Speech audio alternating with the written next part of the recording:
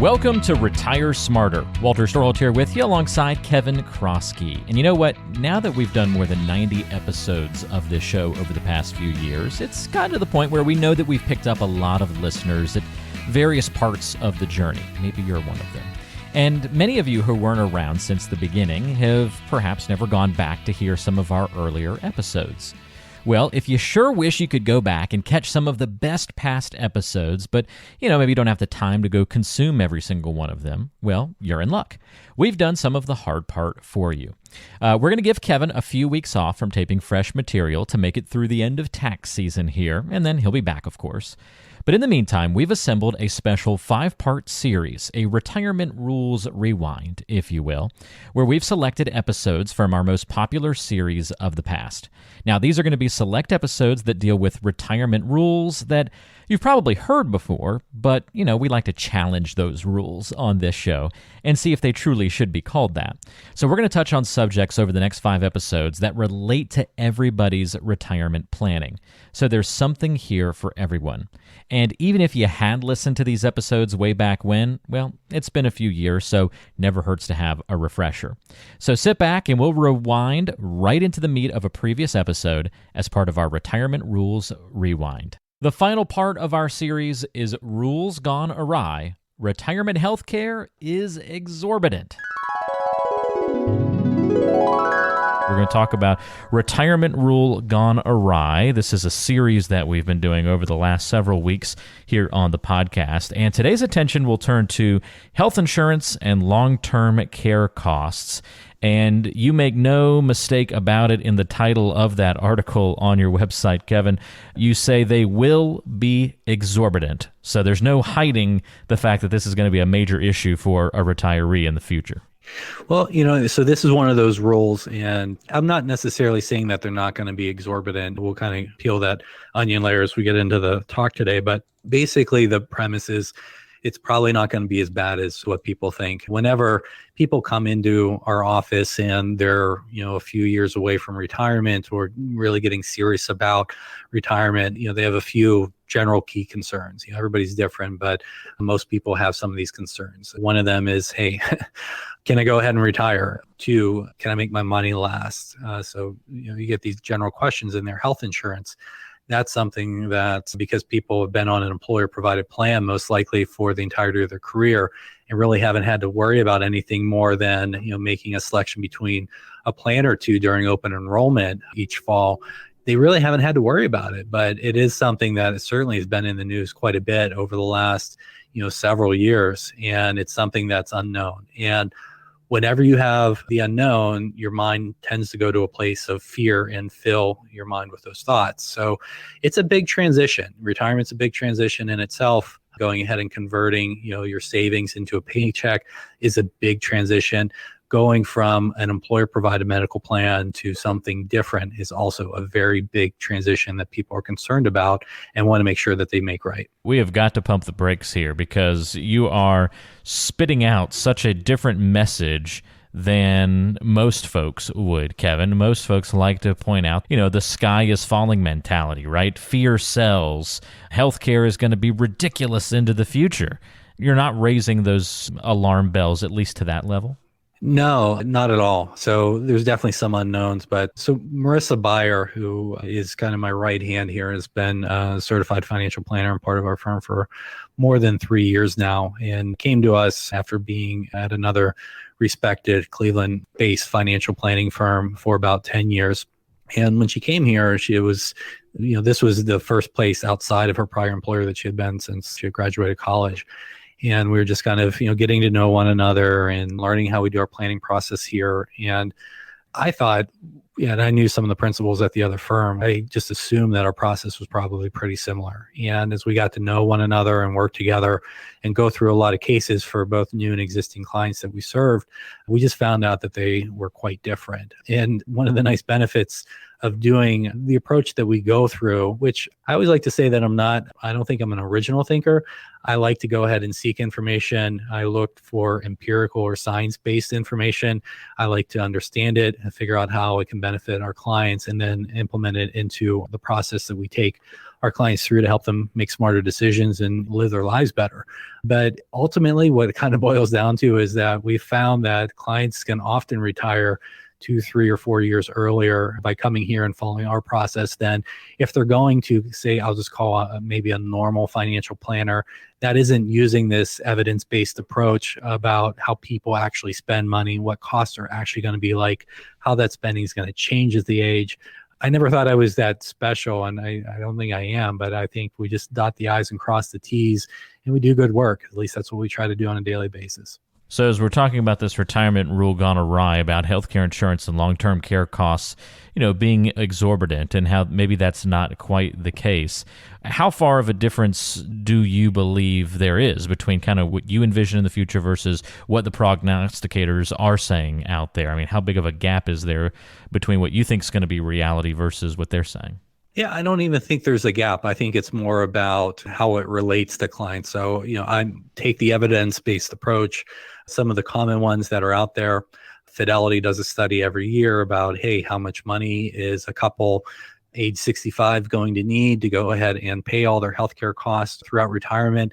And one of the things that Fidelity does is, and I think this is as of the end of the year 2017, the most recent data, but it was $280,000. And so you hear a big number like that, and you're like, oh my gosh, that's a lot of money. How am I going to afford that, let alone all these other things that I want to do and maintain my lifestyle and make sure that the money lasts at least a little bit longer than I do?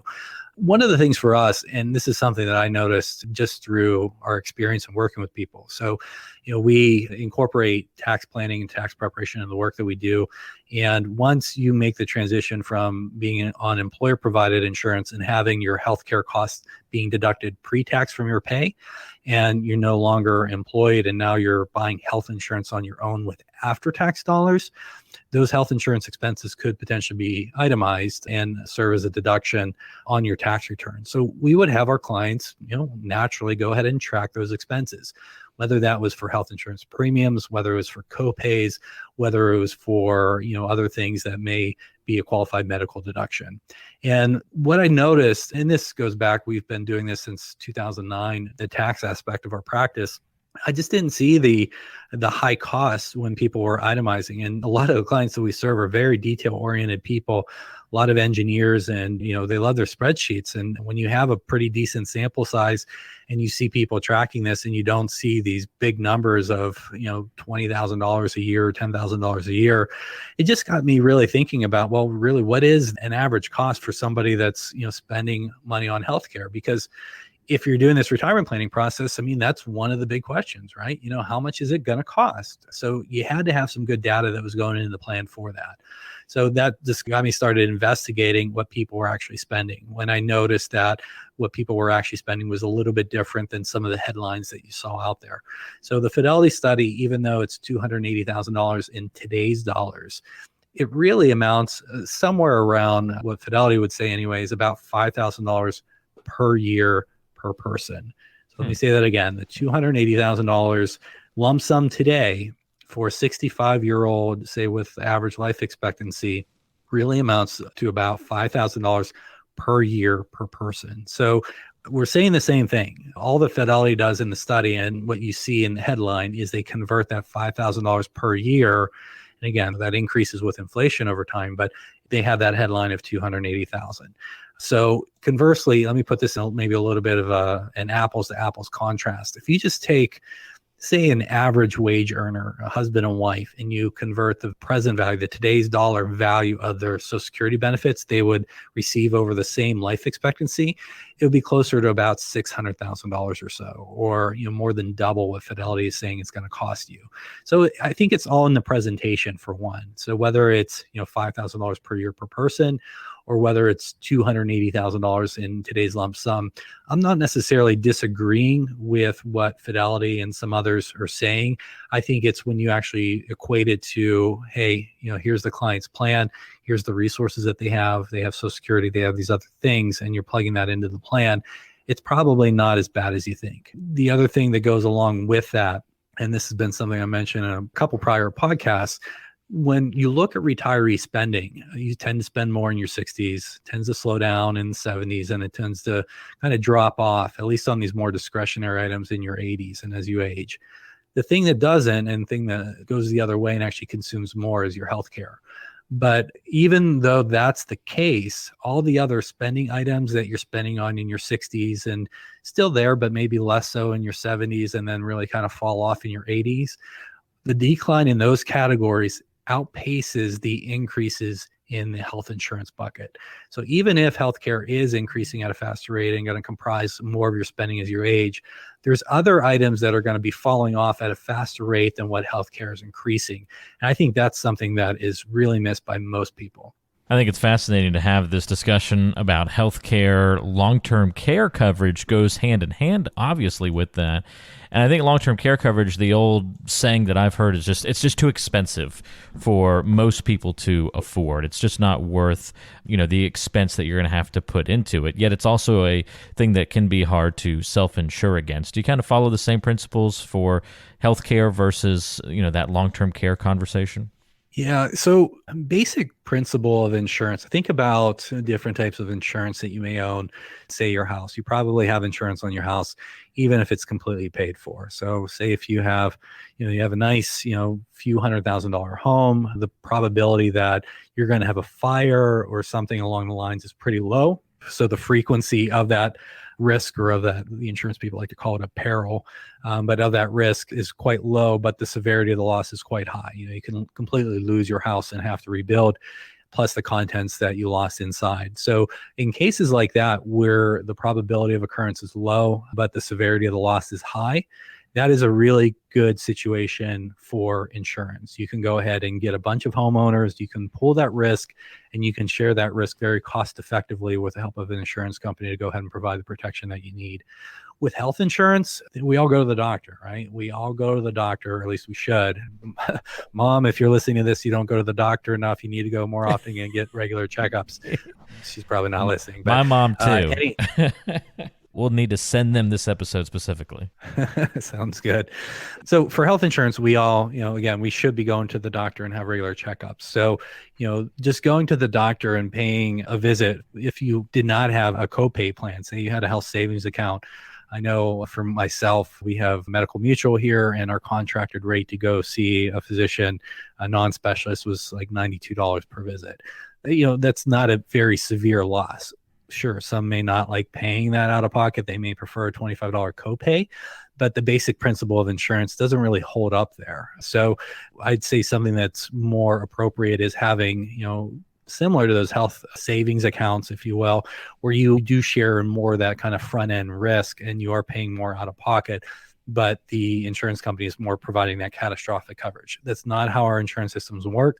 But when you look to other types of risk, that's really where insurance in general tends to work well. And the same thing goes for long-term care that I just talked about. If you look at some of the actual usage statistics, so again, everything that we do, I really like to have kind of a science-based underpinning to it. We just don't want to talk about how we feel about something. We first want to talk quantitatively and look at the evidence, and then we can talk about the qualitative aspects of the decision, which long-term care certainly has profound implications on both of them.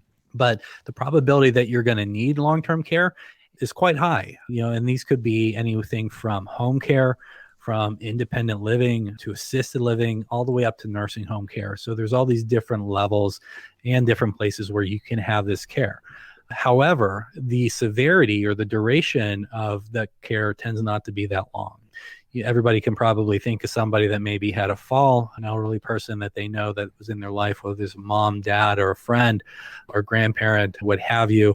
They went in, they probably did a skilled nursing facility for some time, and then in Medicare speak anyway, a skilled nursing facility, Medicare will cover that for the first 100 days. But beyond those 100 days, it's not covered, and it's more of kind of a chronic condition or chronic care, and your major medical policy, your Medicare coverage will not provide for that. So that's going to happen for most people, probably about 2/3 or between 2/3 and 3/4 of people at some point in their life. But when you actually look at this, think about it this way. you have some expenses that you're going to have on a monthly basis, whether it's, paying for food, for shelter, for heat and utilities and things along those lines. And if you went into a facility, so I'm not even talking about home care, but if you went into a facility, whether it's independent living or all the way up to nursing home, you would still have those costs. You would still have some of those fixed expenses that are just being paid to that facility. Now, certainly you may have different levels of care. You may have food built into it. We have some clients that are in these, what they call continuing care retirement communities. And basically those can be these places where they go in and it's independent living and they have continuing care all the way up through nursing home.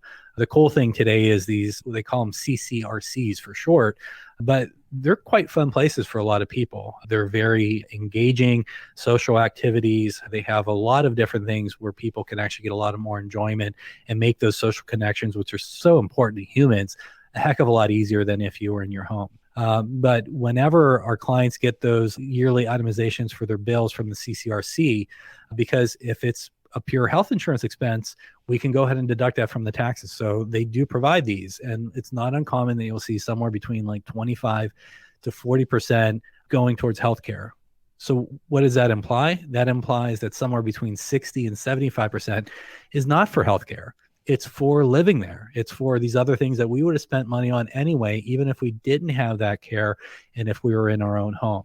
So those are some important things to be mindful about, because even if one of these care needs does manifest, you're kind of just porting some of the money you're already spending at your current home over to the facility. So that's one. The other thing is, when I look at this from a pure risk standpoint, if you go to a nursing home, that can certainly reach into the low six figures today. So if you're talking about $100,000 per year or so, you're still going to have some other expenses on top of it. That could be a risk. So I would say out of any of those types of care, that's probably the one that we need to be most concerned about. Again, we're all going to need home care or some sort of assisted living, or at least the vast majority of us are at some point in time, but the duration tends not to be that long. So if we go to the bigger risk, the nursing home, the potentially $100,000 a year, what does the evidence actually show there? Well, if you think about for 3 years, and this was a study that was done some years ago, not all that long ago, but actually looking at these places and saying, actual usage statistics. And so what's the probability that somebody's going to need 3 or more years in a nursing home? What the study showed, and there's been other studies that come up with different methodologies and similar results, was that it's only about an 8% probability for males and about a 15% probability for females. Let me say that again. The probability that you're going to be in a nursing home situation, so again, that highest level of care, the most costly and the greatest financial risk for 3 year or more, is about 8% for males or 15% for females. So if we're doing a financial plan for somebody and we're stress testing their plan, and this is something that we always do, we always measure how long could you kind of self-pay for long-term care. And this is one of these things where all this is going to get integrated. So I'm going to kind of draw from some of our prior conversations here. But when's that care need likely to manifest? Well, certainly there's some people in their 60s in a long-term care facility. You can have early onset, dementia or something like that. But more often than not, you're talking about people in their 80s or what have you. So in terms of spending, hey, 60s are the go-go years. They're spending a lot. 70s, they're slowing down. 80s are the no-go years. So their spending's really kind of declined over that time. And now, if they do have this long-term care need, we go ahead and we're stress testing that to go ahead and say our standard that we do is going to manifest at age 80. How long can your plan afford to self-pay for this risk? And if we see a client can go ahead and self-pay because really they only have kind of these, core expenses that are around now. They're not, traveling around the world in their 80s. They're not, going out to eat as much. They're not, replacing their clothes in different categories that kind of fall off over time. But we really look and see how long can somebody afford to self-pay. And that's how we actually back into a recommendation of whether they need it or not. And I think that's really important. Again, it's not about just kind of looking at something qualitatively or having the traditional insurance salesperson approach of, finding somebody that had this experience in your life and kind of getting you emotionally involved with it and kind of scared about it. It's really looking at the evidence about what is the risk that's really out there and can you go ahead or not to self-insure that risk. And then after we've done all that, then we start talking about qualitatively, how do you feel about this? Because frankly, even though I can make a good case that you shouldn't buy long-term care insurance, some people, not only do they have the resources for it, but they can have those resources go ahead and buy the peace of mind to know that they have it. So everybody's different, but we firmly believe that we first have to understand the math, the evidence, and the science, and go ahead and incorporate that into the advice that we're giving the client specific to their plan. And then we have the qualitative discussion. If you do it the other way around, you may feel good in some regards, but you're probably going to be leaving a lot of money on the table and making some bad decisions. It's interesting because that's one of those great examples where emotions can kind of factor into the equation a little bit. If you just need that peace of mind of having that coverage and it makes sense for your plan, then that might be why you have a different answer than somebody else who walks through the door in your Akron or Canfield offices here in Northeast Ohio and visits with the True Wealth Design team. Might be in similar situations, but you feel a little differently about, your emotions toward this part of the planning process might lead to a different conversation and a different result in the end. And I think that's kind of a neat little nuance to see. If all else is equal, there still might be different plans. Yeah, completely. I think a lot of people, we talked about all these retirement rules gone awry. People take shortcuts. One, that's how our brain works. Two, some of this work is complex and maybe difficult to do, not only by yourself, but even, there's a lot of financial people that are out there that don't do this because a lot of financial people get paid to sell a product or to sell an investment. They don't get paid to help you make smart planning decisions and really understand the evidence that's behind, how your spending is likely to change as you age.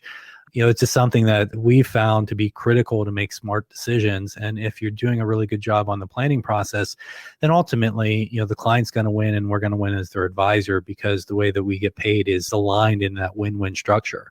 So it's how we do it. There's other good advisors that are out there, but there's a lot of shortcomings. I can tell you in training a lot of advisors that have worked here over the years that it just takes a while to get people acclimated to the level of work that we do that frankly, our clients need us to do for them. That's why they hire us.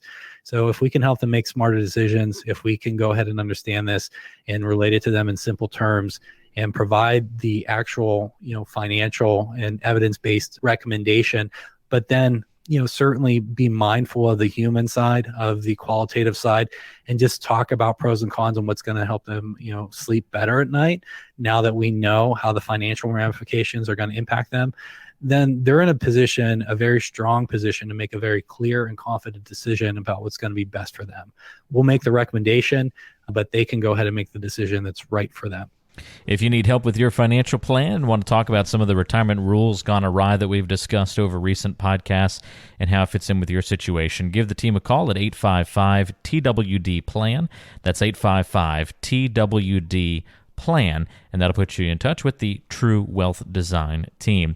You can also go to truewealthdesign.com and click on the Are We Right For You button to schedule your 15-minute call with an experienced financial advisor with the True Wealth team. If you've missed any of the recent podcasts and you liked this topic of, a retirement rule gone awry, I encourage you to go back and listen to some of the past episodes that we've done recently where we tackle other retirement rules that aren't quite right, that need some tweaking, that need some discussion to further analyze them a little bit. Kevin breaks down several for us over the last couple of episodes, so be sure to go check those out. And don't forget to subscribe.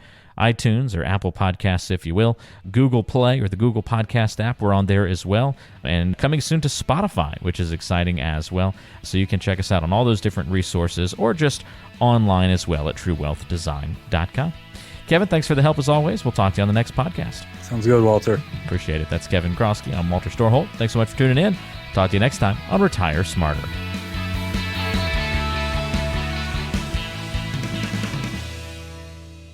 Information provided is for informational purposes only and does not constitute investment, tax, or legal advice. Information is obtained from sources that are deemed to be reliable, but their accurateness and completeness cannot be guaranteed. All performance reference is historical and not an indication of future results. Benchmark indices are hypothetical and do not include any investment fees.